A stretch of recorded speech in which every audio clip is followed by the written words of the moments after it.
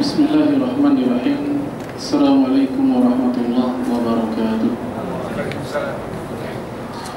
Innal hamdalillah nahmaduhu wa nasta'inuhu wa nastaghfiruh wa na'udzu billahi min shururi anfusina wa sayyiati a'malina. May yahdihillahu fala mudilla lahu wa may yudlil fala hadiya lahu. Asyhadu an la ilaha illallah wahdahu la syarika lahu wa asyhadu anna Muhammadan abduhu wa rasuluhu la nabiyya ba'dah. Allahumma salli wa sallim ala nabiyyina wa qudwatina wa rasulina wa sayyidina Muhammad wa ala alihi wa ashabihi wa ansarihi wa junudihi wa du'atihi wa man jahada fi sabilillah ila yaumil qiyamah. Wa qala alaihi salatu wassalam kama jaa fi sahih Muslim, man salaka tariqan yaltamisu fihi ilma sahalallahu lahu bihi tariqan ilal jannah. Amma ba'd, ma'asyiral muslimin wal muslimat rahimani wa rahimakumullah. Alhamdulillah, pada siang hari ini setelah salat zuhur berjamaah kita bisa melanjutkan dengan kebaikan, yaitu kita mempelajari kitabullah dan sunnah Rasulnya sallallahu alaihi wasallam. Pada kesempatan kali ini kita akan membahas tentang minal kabair allati yatasahalu bihin nas, di antara dosa-dosa besar yang banyak manusia meremehkannya, dosa yang luar biasa di dalam Islam, yang bisa jadi malah membuat pelakunya keluar dari Islam, tetapi justru orang Islam menggampang-gampangkan, dia anggap remeh, bahkan bisa jadi dijadikan budaya atau kebiasaan. Rasulullah SAW menyebutkan dalam hadis Imam Abu Dawud, At-Tirmidzi dan yang lainnya, kullu ibni Adam khatta'un wa khairul khatta'ina at-tawwabun.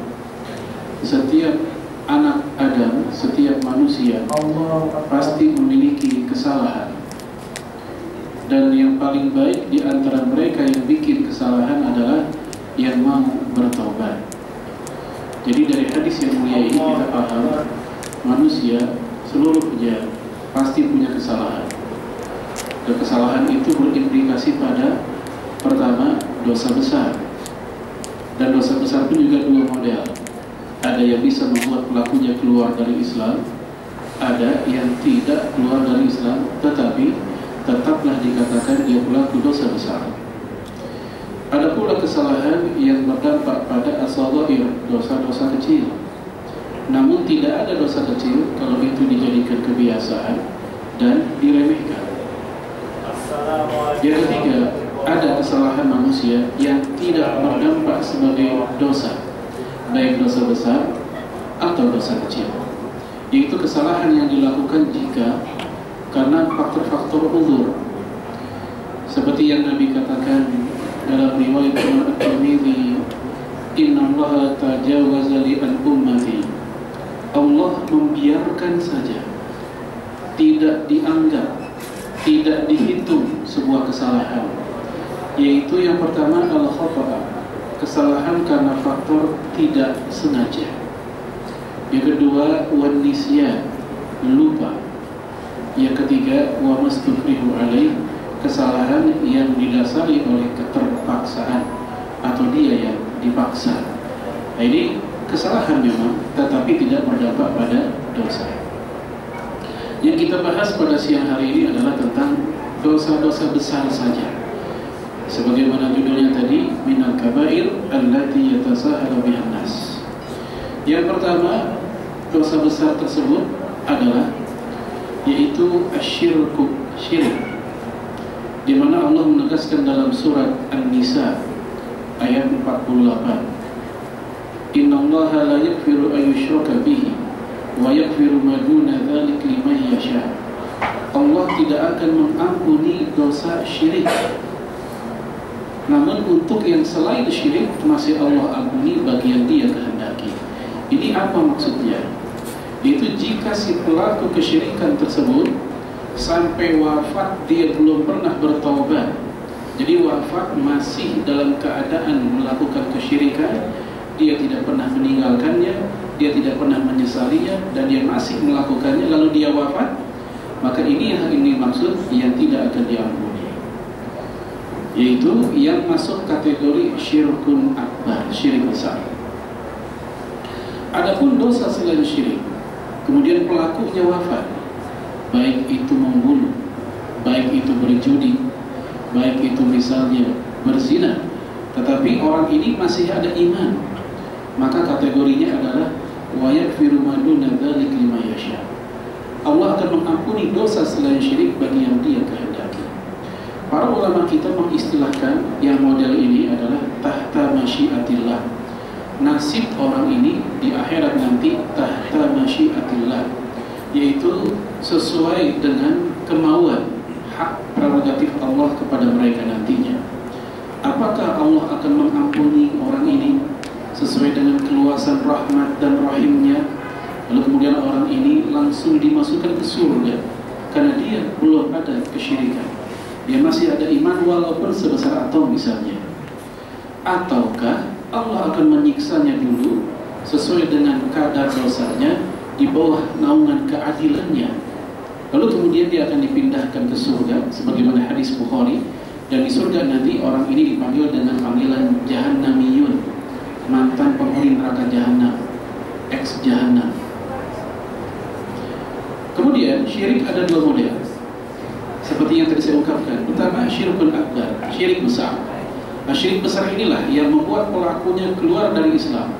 Walaupun secara lisan dia tidak pernah mendeklarasikan murtad, tetapi tingkah lakunya melakukan syirik akbar tanpa usah lisannya mengakuinya, cukuplah perilakunya, maka itu sudah cukup membuatnya kufrun mukhrij dari Islam. Dia keluar dari Islam. Tentu pada kesempatan kali ini kita nggak akan bahas seluruhnya. Kita ambil sampel satu saja, syirik akbar yang banyak manusia remehkan, biasa-biasa saja, yaitu ittakhadha ghairallah musyarri'an, menjadikan selain Allah sebagai pembuat syariat, selain Allah sebagai pembuat peraturan undang-undang yang Allah sudah punya peraturan, tetapi kita lebih memilih yang lain.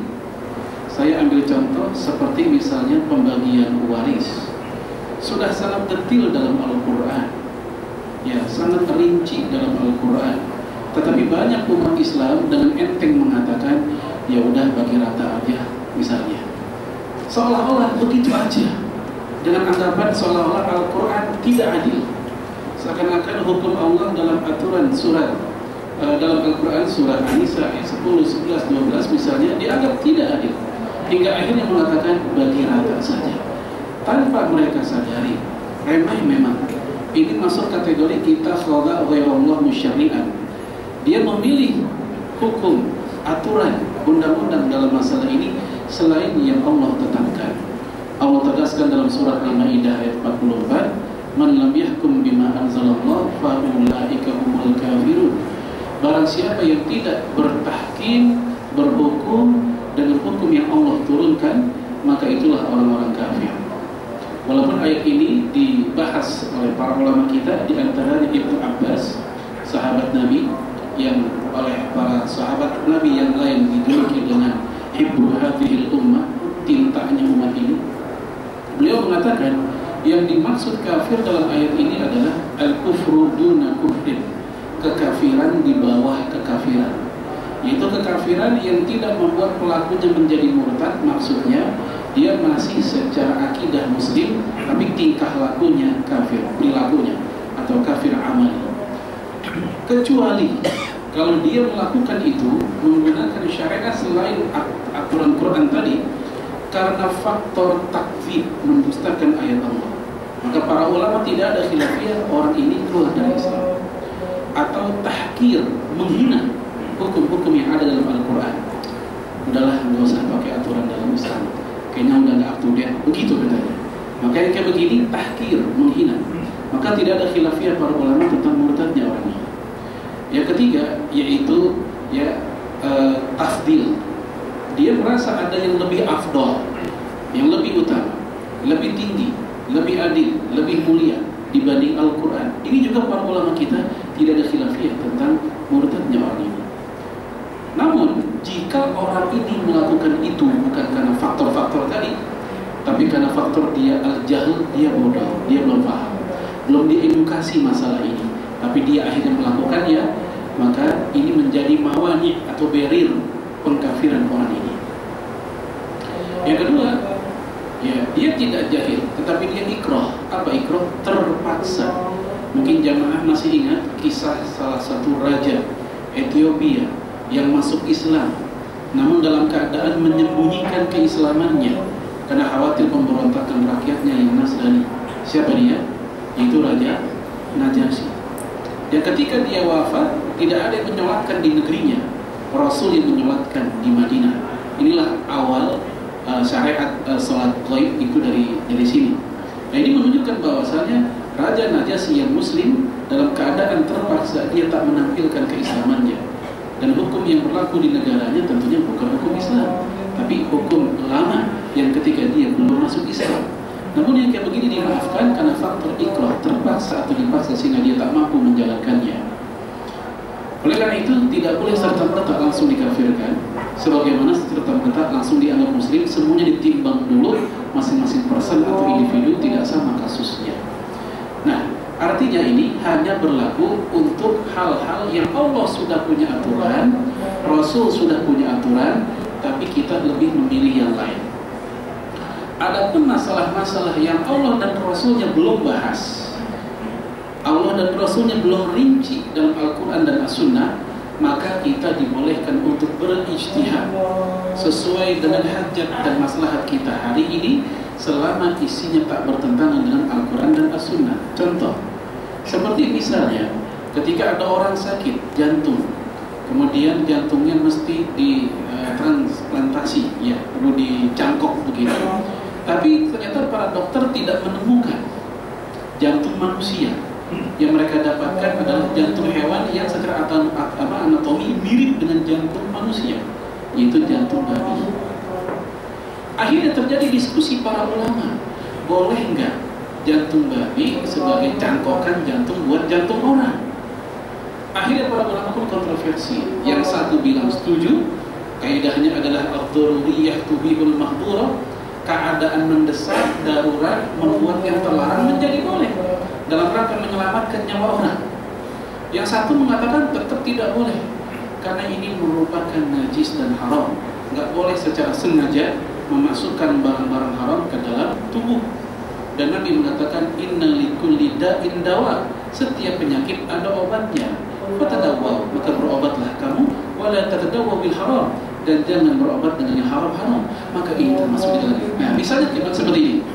Jadi terjadi pro kontra, yang satu bilang haram, yang satu bilang halal, maka mereka dua kelompok ini tidak kita katakan mereka berhukum dengan hukum selain Allah. Kenapa? Karena memang masalah ini masalah baru yang Al-Quran dan Hadis belum merincinya.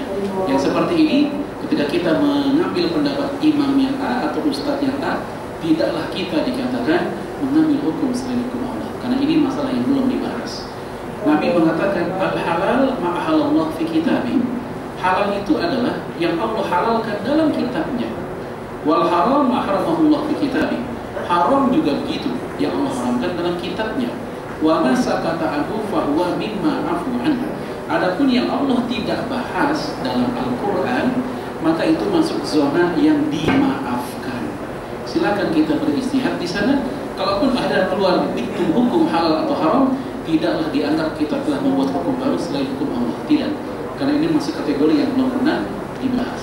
Peraturan seragam kerja, peraturan seragam anak sekolah, ini hal-hal yang diberikan ke lapangan bagi kita oleh syariat ini untuk beristihad sesuai dengan maslahat masing-masing.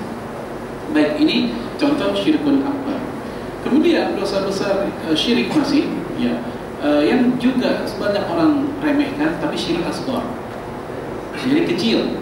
Namun saya katakan tadi, tidak ada kecil jika dijadikan kebiasaan dan diremehkan, akan menjadi besar juga. Saya ambil contoh, tentu nggak semuanya. Seperti misalnya al-halfu bi ghairillah, bersumpah dengan selain nama Allah. Banyak di antara kaum muslimin ketika sumpah menyandingkan nama Allah dengan nama makhluk. Demi Allah dan malaikat, demi Allah dan Rasulnya. Harusnya cukup demi Allah saja. Karena Rasul menegaskan dalam hadis Sahih Muslim, man halafa bi ghairillah faqad asyraka aw kafara. Barang siapa yang bersumpah dengan selain nama Allah, tegas ini kalimat, selain nama Allah, maka orang itu telah melakukan kesyirikan. Maksudnya ada partisipan lain selain Allah, disambungkan nama yang lain, ada syirikat yang lain. Tadi demi Allah dan Rasulnya, berarti ada Rasul di dalamnya. Atau demi Allah dan malaikat, maka ada malaikat juga di dalamnya. Ini kata Nabi, faqad asyraka, dia telah melakukan kesyirikan atau kafara atau kekafiran. Namun Imam Nawawi dalam kitab Riyadhus Shalihin menjelaskan, yang dimaksud syirik dan kufur dalam hadis ini bukan murtad, tetapi ini litaghliz, dalam rangka menguatkan, menajamkan makna supaya kita lebih berasa yang dengan itu kita menjauhinya. Dahulu para sahabat Nabi pernah melakukan bersumpah dengan selain nama Allah, tapi Rasul tidak mengkafirkan mereka, tapi Rasul menegur mereka dan meluruskannya. Ya, apalagi kalau sumpahnya bukan ya demi Allah, demi Rasul, para lagi ya, demi langit dan bumi aku bersumpah misalnya, seperti yang biasa ada dalam lagu-lagu atau nyanyian-nyanyian. Atau yang kedua, yang masih syirik asghar, yang juga banyak orang remehkan, syirik lafziyah, syirik lisan, omongan. Seperti ada orang mengatakan, itu masjid kalau nggak ada saya nggak jadi. Ya, itu masjid kalau nggak ada saya nggak beres, nggak jadi. Seakan-akan dialah penentu hasil akhir sebuah amal soleh. Harusnya dia mengatakan alhamdulillah dengan izin Allah dan bantuan kita bersama. Harusnya begitu. Tapi seolah-olah hanya dialah yang menentukan. Ini syirik lafziyah, menjadikan dirinya sebagai penentu akhir dari apa yang telah terjadi di dunia ini. Remeh, ringan, tapi cukup banyak orang yang melakukannya. Atau misalnya kalimat-kalimat yang biasa ada dalam syair-syair, nyanyian atau lagu-lagu, aku tercipta hanya untukmu, kau pun tercipta hanya untukku, aku tidak bisa hidup tanpamu, dan semisalnya. Maka kalimat-kalimat ini bertentangan dengan firman Allah yang Bapak Ibu juga baca ketika sholat, inna sholati wa nusuki wa mahyaya wa mamati lillahi rabbil alamin. Sesungguhnya sholatku, ibadahku, hidupku, matiku hanya untuk Allah. Jadi bukan untukku tadi, bukan. Tapi cukup banyak para penyanyi yang tidak mempermasalahkan masalah ini, dianggap itu biasa-biasa saja. Ini masuk kategori syirik lafziyah, syirik lisan. Yang ketiga, contoh lain syirik asghar, syirik kecil, yaitu ya Nabi mengatakan dalam hadis Imam Abu Dawud, inna ruqa, sesungguhnya ruqa bukan rumah dan toko ini, ruqyah.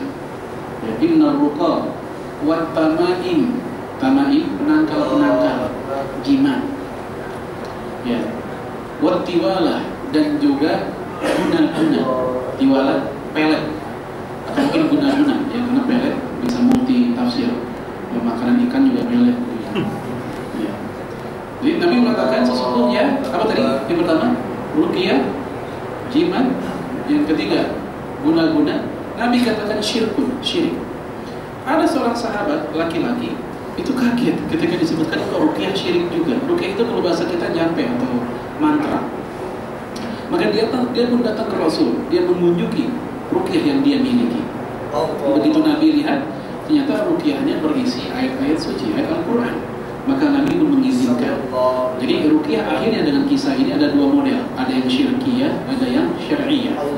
Saya ambil contoh dalam hadis Sahih Bukhari, ada salah satu sahabat Nabi kedatangan tamu, rombongan pedagang yang salah satu di antara rombongan itu ada yang digigit hewan berbisa, minta diobatin, dan dia bukan seorang dokter, tetapi dia bisa membaca Al-Fatihah. Maka dibacakan Al-Fatihah ke bagian yang sakit, ternyata dengan izin Allah sembuh.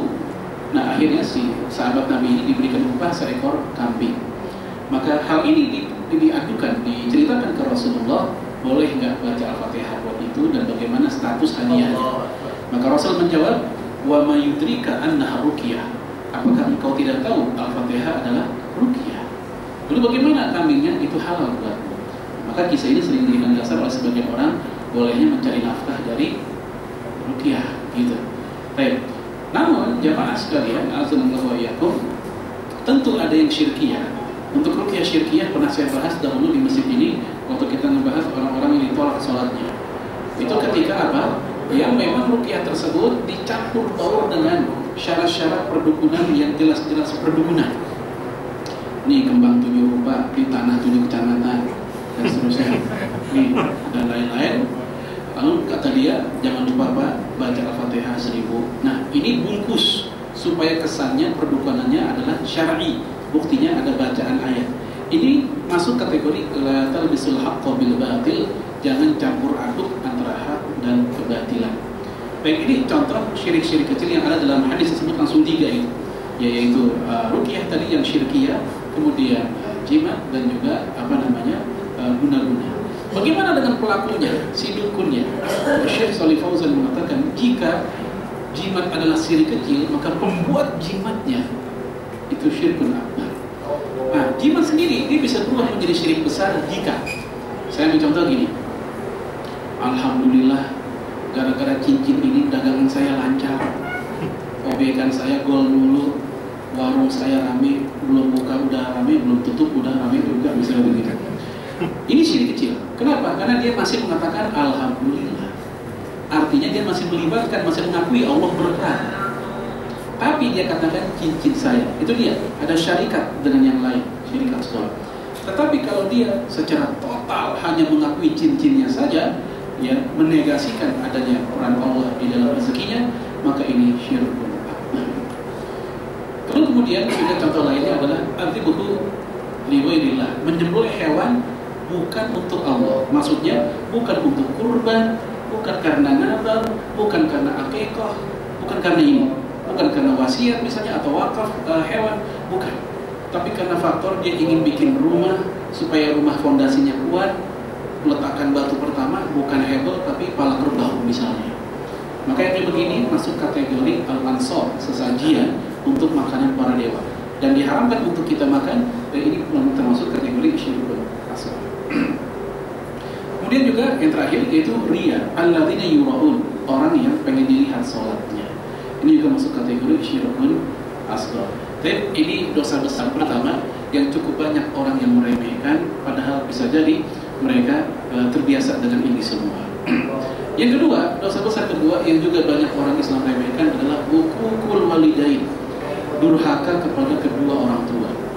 Dan biasanya antara keduanya ini, antara syirik dan durhaka sama orang tua, itu digandengkan oleh para ulama. Karena memang syirik itu durhaka kepada Allah. Allah pencipta kita. Sementara durhaka kepada orang tua lah yang membuat kita ada. Maka durhaka kepada kedua-duanya selalu disandingkan, digandengkan. Dan Nabi pernah ditanya tentang dosa yang paling besar, dan Nabi menjawab, inna akbarul kabair uququl walidain. Di antara dosa besar yang paling besar adalah durhaka kepada orang tua. Baik, lalu kemudian contoh-contoh kedurhakaan kayak apa sih? Karena kita juga bingung, misalnya orang tua punya keinginan, kemudian kita nggak sanggup, lalu orang tua kita nangis. Apakah gara-gara ini termasuk kategori durhaka sama orang tua atau bagaimana? Ibnu Umar menjelaskan di dalam kitab Al-Musannaf Ibnu Abi Syaibah. Kata beliau radhiyallahu anhu, bukaul walidain, bikin nangis orang tua, minal uquq wal kabair, termasuk durhaka dan dosa besar. Bikin nangis orang tua kita termasuk kategori al-uquq. Uquq artinya durhaka kepada orang tua, wal kabair. Namun yang jadi masalah adalah nangisnya karena apa? Kalau nangis karena prestasi anak tentu nggak termasuk. Dia terharu, dia bahagia. Nangis karena faktor alhamdulillah anaknya bisa menghajikan orang tuanya, orang tuanya menangis, ini nggak termasuk. Tapi tangisan yang berasal dari perlawanan, bantahan, penolakan perintah yang baik dari orang tua, si anak melakukan ini semua lalu orang tua menangis, walaupun tidak sampai menitikkan air mata, tapi di hatinya perih. Ini masuk kategori yang diucapkan oleh Ibnu Umar, bukaul walidain. Ali bin Abi Thalib pernah ditanya, kenapa anda tidak pernah makan bareng dengan ibu anda? Ali bin Abi Thalib tidak pernah makan bareng dengan ibunya, satu nampak. Beliau menjawab, radhiyallahu anhu, karena aku khawatir ketika aku ambil makanan yang aku ambil sedang diinginkan oleh ibuku juga. sedang dilirik oleh ibunya juga, yang gara-gara itu membuat aku dicatat di sisi Allah sebagai anak durhaka karena mengambil makanan yang sedang juga diinginkan oleh ibunya. Coba kita lihat, peka sekali Ali bin Abi Thalib. Kita bandingkan dengan anak zaman ini. Kita makan bareng dengan anak kita, bagian kita dimakan sama anak. Kita bilang, jangan tuh punya bapak. Apa jawaban dia? Ngalah pak sama anak, kan gitu. Disuruh ngalah kita. Tetapi kita lihat Ali bin Abi Thalib, begitu pekanya dia mengatakan, aku khawatir kalau aku makan bagian yang sedang dilirik oleh ibuku, dicatat sisi Allah aku sebagai anak durhaka. Kemudian Ka'ab bin Malik, salah satu sahabat Nabi, pernah ditanya, apakah ada rincian tentang durhaka kepada orang tua di dalam Al-Quran dan As-Sunnah? Beliau menjawab, ya, idza aqsama lam yublirhu, yaitu ketika orang tua bersumpah, orang tua lagi sumpah, tapi si anak cuek, anak tidak membenarkan, pokoknya enggak peduli dengan sumpah orang tua. Ini direkam oleh Imam Muslim, kisah seorang soleh pemuda namanya Juraij. Si Juraij ini sedang sholat sunnah di musola kecil di rumahnya. Ibunya memanggil-manggil, tapi Juraij cuek terhadap panggilan ibunya, tidak mau memenuhi panggilan ibunya, walaupun di hatinya berkecamuk, ya Allah, ibuku atau sholat. Maksudnya dia milih mana? Nurusin sholat kah? Atau batalin sholat, datang ke ibu. Ibunya manggil lagi, Juraij. Kedua kali dia berpikir, ya Allah, ibuku atau sholatku. Sampai ketiga kali dia diam saja, tidak datang ke ibunya. Akhirnya si ibu marah. Keluarlah kata-kata sumpah, demi Allah wahai Juraij, kamu tidak akan mati sebelum kamu berjumpa dengan wanita pelacur. Itu sumpahnya. Dan bagi orang soleh, ahli ibadah, jangankan mohon maaf berzina, sekedar berjumpa sama pelacur aja pada masa itu sudah aib besar. Ibunya bersumpah, kamu gak bakal mati sebelum ketemu wanita pelacur. Akhirnya tempat sholat Juraij, musola kecil itu dipakai untuk berzina oleh laki dan perempuan. Hingga si perempuan ini hamil, masyarakat menyangka pelakunya adalah Juraij, padahal bukan. Maka dihancurkan, dirobohkan itu musola. Juraij tidak terima, maka Juraij meminta agar dihadirkan itu perempuan supaya dia bisa bersaksi. Akhirnya perempuan itu pun datang dan berjumpa dengan Juraij. Sumpah ibunya terjadi, dia berjumpa dengan wanita. Akhirnya Juraij pun bertanya, siapa bapak dari anak ini? Si bayi dengan izin Allah berbicara, ayah saya bukan dia. Masyarakat merasa bersalah, ingin membangun itu musola lagi, tapi Juraij tidak mengizinkan. Baik, kisah ini sahih diriwayatkan oleh Imam Muslim. Kita lihat dari kisah tadi, itu betapa tajam pengaruh orang tua, khususnya sumpahnya, apalagi ibu. Ini juga penting buat ibu-ibu khususnya, kalau sumpah untuk anak yang baik-baik saja, jangan yang buruk-buruk. Kita lihat salah satu contoh di zaman ini, Imam besar Masjidil Haram, As-Sudais. Beliau itu bercerita tentang dirinya sendiri dalam biografinya. Ketika kecil dia sangat nakal. Saking nakalnya ibunya sedih dan ibunya pun bersumpah, tapi sumpahnya bagus. Semoga engkau menjadi imam Masjidil Haram. Begitu sumpah ibunya. Ternyata dengan izin Allah, yang kita tahu buat bapak ibu yang pernah haji, ya mungkin pernah diimamkan oleh dia ketika sholat di Masjidil Haram. Ya, lalu kemudian kata Ka'ab bin Malik, jenis kedua dari durhaka itu adalah idza sa'alahu lam yu'ti. Ketika orang tua minta sesuatu kalian tidak ngasih, itu juga durhaka sama orang tua. Orang tua kita telepon, Assalamualaikum, salam, Mat, ada duit enggak? Buat apaan Pak? Mesin air rusak. Sama Pak, saya juga rusak. Berapaan? Tahu tuh kata tukangnya habis kali 500. Uang kita juga segitu misalnya. Tapi kita ingat dengan hadis Nabi, riwayat Imam Baihaqi, Imam Ahmad atau Roni yang berbunyi, anta wa maluka li walidi. Dalam hadis lain, anta wa maluka li abi. Kamu dan harta milik bapakmu. Saya, motor saya, diri saya, harta saya, uang saya, rumah saya, mobil saya, dan lain-lain, kalau ada gitu, itu milik orang tua saya. Sehingga nggak usah ada kata, nih Pak ambil, jangan lupa 2 hari lagi balikin, enggak gitu. Mohon maaf juga, cukup banyak anak-anak sekarang remaja yang orang tua pulang dari pasar, nggak ada uang kecil buat beli apa, bayar ojek misalnya. Berapaan Bang? 20.000. Aduh, ada uang kecil. Ada uang kecil nggak? Ada 20.000. Dikasih buat tukang ojek. 2 hari kemudian tuh anak nagih, jangan lupa Bang, ngutang 20.000. Tapi apakah ada yang seperti ini antara antara orang tua ke anak? Nggak ada orang tua yang sampai tega manggil anak, nak sini ini kwitansi untuk kamu lahir sesar.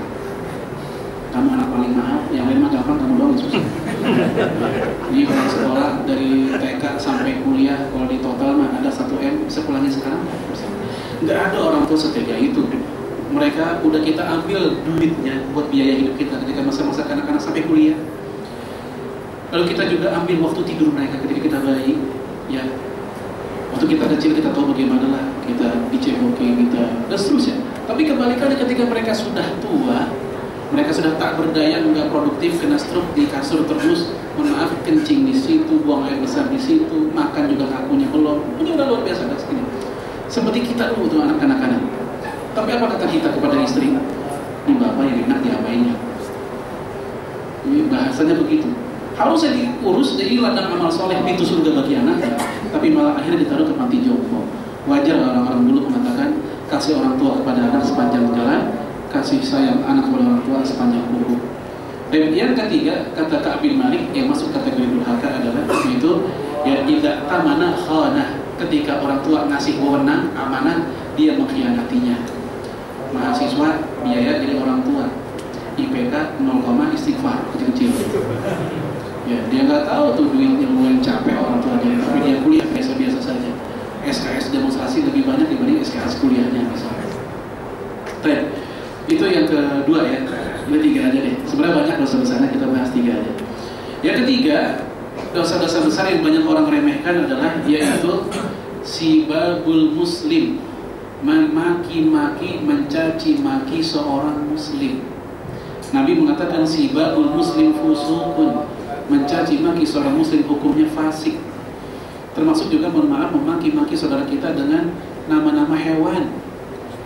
Ya, pertama hewan yang paling sering itu hewan di balik baju, kecoa. Ya, motor nyalip kita marah, kecoa lu, kan begitu. Ya, motor nyalip, kadang motor yang marah, kadang mobil yang marah. Keluar nama-nama hewan yang gak jauh dari sini, Ragunan sana. Ya, dan Nabi dan para sahabat ada riwayat khusus. Dalam riwayat Imam Abdul Razak dalam kitab Al-Musannaf, kata Imam Al-Nakhai, kanu yaqulun, dahulu para sahabat Nabi mengatakan, idza qala rajul lirajul, jika ada seorang laki-laki muslim ngomong ke laki-laki yang lain, ngatain begitu. Apa kataannya? Ya himar, wahai keledai. Ya khinzir, wahai babi, mohon maaf. Ya kalb, wahai anjing. Ini karena bahasa Arab ya pakai ya, harful munadi, pakai huruf panggilan ya. Kalau bahasa Indonesia kan nggak pakai ya, tapi pakai lu misalnya, babi lu kan gitu kan, nggak pakai ya babi nggak begitu aja. Tapi ini dalam konteks bahasa Arab pakai ya himar, ya khinzir, ya kalb, wahai anjing. Apa kata Allah nanti di hari kiamat nanti Allah akan bertanya kepada orang-orang ini, orang-orang yang mulutnya ngatain kayak begitu tuh. Khalaqtahu himaron, khinziran, kalban. Apakah engkau melihat aku menciptakan dia sebagai anjing? Jadi ini pertanyaan bukan buat nanya, tapi untuk menyek, istifham litahkir. Pertanyaan buat ngeledek orang itu. Sama kayak kita kalau lagi marah sama anak, tapi marahnya dengan bentuk pertanyaan, kan bukan pengen nanya bener-bener itu. Kita tanya anak kita, apakah betul kayak begitu anak soleh? Dijawab, betul, enggak begitu maksud kita kan? Dijawab malah. Jadi maksudnya bertanya bukan pengen nanya, tapi ini ngeledek atau marah kepada anak itu. Nah ini juga, Allah bertanya, emang apakah saya menciptakan dia sebagai anjing? Apakah saya menciptakan dia sebagai himar atau khinzir tadi? Jadi mohon maaf Bapak Ibu sekalian, ya mulai hari ini kalau kita lagi marah sama saudara, usahakan, kalaupun ingin marah, tahan. Kalaupun ingin di mulut, banyak istighfar. Ingin kata-kata yang buruk, jangan. Ya jangan, apalagi sampai nama hewan. Kalau ada yang bilang, itu kan hewan-hewan buruk, bagaimana kalau hewan-hewan yang baik-baik saja? Ya sama juga. Panda lu, ya panda ya sama. Jadi yang penting hewan, karena manusia jelas lebih mulia dibanding hewan. Jangan, pokoknya. Kemudian mohon maaf juga, ini buat kaum ibu-ibu, karena ada hadis khusus tentang perempuan. Dalam riwayat Imam Muslim dari Abu Hurairah, seorang laki-laki datang ke Nabi dan bertanya, ya Rasulullah, ya fulanah perempuan. Ada seorang ibu, seorang wanita, ya yuzkaru bi kasrati sholatiha wa siyamiha wa shadaqatiha. Ini perempuan banyak ibadahnya, sholatnya, saumnya, sedekahnya luar biasa, pokoknya banyak. Ghairu annaha tu'dhi bi lisaniha jiranaha. Tetapi mulut si perempuan ini tu'dhi, suka mengganggu, nyakitin jiranaha, jiran apa jiran? Dan intin tetangga, walaupun sholatnya bagus. Apa jawab Nabi? Iya finnar, dia di neraka. Seolah-olah puasanya, sholatnya, sedekahnya nggak berdaya dengan kejahatan mulutnya. Kenapa bisa terjadi kayak begini? Karena Nabi mengatakan, man yatman li bainal lihiyai, barang siapa yang mampu menjaga yang di antara dua kumisnya, maksudnya apa? Mulut. Wa baina ridlai, dan yang di antara dua paha, kemaluan. Atman lahul jannah, aku jamin dia masuk surga. Artinya kebanyakan orang tergelincir ke neraka gara-gara dosa mulutnya. Lalu si laki-laki ini bertanya lagi, ya Rasulullah, inna fulana, sementara perempuan yang lain, ya izkaru bikillati siyamiha, si perempuan ini saumnya biasa-biasa aja, nggak banyak. Ya, tapi yang wajib aja gitu. Wasadaqatiha, sedekahnya juga nggak banyak. Wasolatiha, sholatnya juga yang wajib-wajib aja. Walakin lam tu'dhi jiranaha bilisaniha, tapi mulutnya nggak pernah gangguin orang. Jadi dia mujahadah, dia tahan mulutnya, nggak mau ngomongin menyakiti, nggak pernah tajam. Tetangga punya mobil baru, punya motor baru, ya istrinya bilang, bang tuh dia kerja baru 5 tahun tapi mobil udah gonta ganti, abang udah 10 tahun di situ tuh di menara apa namanya, selalu gitu ya, tapi kok masih gini-gini aja. Tuh dia ditunjuk-tunjuk, suaminya harusnya mengatakan udah mah alhamdulillah kita punya motor, dia malah menyakiti, abang nggak tahu aja dia tuyulnya 3, lebih dari 1. Nih mulutnya tajam. Ya kayak begini kata Nabi, ya, hiya finnar. Nah, untuk yang orang kedua, wanita kedua, Nabi katakan hiya fil jannah, dia di surga. Dulu Nabi pernah mengatakan, ditanya oleh sahabat Nabi, ma'aksara udkhilal jannah, gara-gara apakah orang banyak masuk surga? Nabi mengatakan taqwallah wa husnul khuluq, bertakwa kepada Allah dan husnul khuluq, akhlaknya baik. Takwa kepada Allah cerminan bagusnya hablum minallah. Nah, si perempuan tadi hablum minallahnya bagus memang. Ya, kemudian husnul khuluq, akhlak yang baik. Ibnu Qayyim mengatakan husnul khuluq, akhlak yang baik, cerminan bagusnya hablum minannas. Nah, perempuan yang pertama hablum minannasnya nggak bagus, nggak seimbang. Nah, untuk perempuan yang kedua, hablum minallahnya pun tidak jelek, standar, dan hablum minannasnya bagus. Nah, paduan kedua inilah yang membuat seseorang masuk ke surga. Ini menjadi faktor terbanyak. Inilah 3 dosa besar yang cukup banyak orang remehkan. Yang pertama syirik, yang kedua durhaka kepada orang tua, yang ketiga adalah apa tadi Pak? Caci maki sesama muslim. Baik, barangkali ada dialog yang berbeda. Aku lu qauli hadza wa astaghfirullah. Wassalamualaikum warahmatullahi wabarakatuh. Baik,